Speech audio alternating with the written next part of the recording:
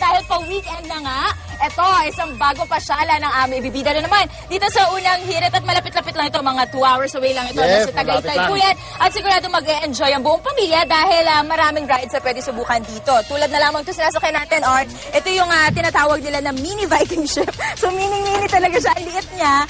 At bagay lalo ito sa mga bagets, sa mga kids kasi pwede sumakay dito yung mga 3 feet and below as long as ito ay may kasama naman na adult. Now, speaking of the adult, syempre kung may pambata, hindi pwede magpahuli yung mga matatanda. Kaya merong bigger version yan. Ito po yung tinatawag naman nila na Viking ship. Yan. So, ito ay tumatagal ng 3 minutes at hindi pumaris makay dyan yung mga bata. Now, ito, meron din carousel. Syempre, all-time favorite natin yan. At meron pang karwahe. Ayun, nakita nyo, hindi lamang mga kabayo ang nandyan. Meron din karwahe. At yung karwahe nakikita nyo dyan, mga kapuso, umaakyat baba rin po yan. Gumagalaw din siya. Kaya sigurado mag-e-enjoy ang mga bata. 3 minutes din po ang ride na yan. Kaya sigurado mag-e-enjoy ang buong pamilya. I love it. Kanina, sinubukan namin yan. Pero I'm sure hindi kami nakita dyan sa video. Pero sinubukan namin kanina. At talagang it's very fun. At bukod po sa carousel, ito yung mga relaxing, parang relax ride yan. Pero kung gusto nyo na mas extreme, yung mas adventurous, ito dapat nyo subukan ang kanilang Nessie Coaster.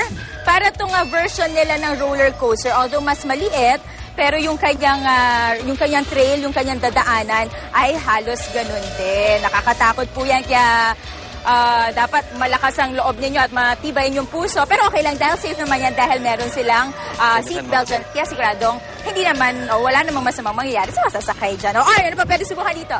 Yes, ma'am. Bukod sa mga rides, meron din silang ditong road train sa halagang 50 pesos. Ihatid ka na papunta o pabalik sa parking area. Ayan o. Cute! Di ba pwedeng yan na lang yung gamitin natin? Oo nga eh. Ang cute ano? Ano yung mga kapuso, ilan lamang yan sa mga pwedeng enjoy nga dito sa Sky Fun Amusement Park. Pero meron pang iba, di ba Kuya Pet?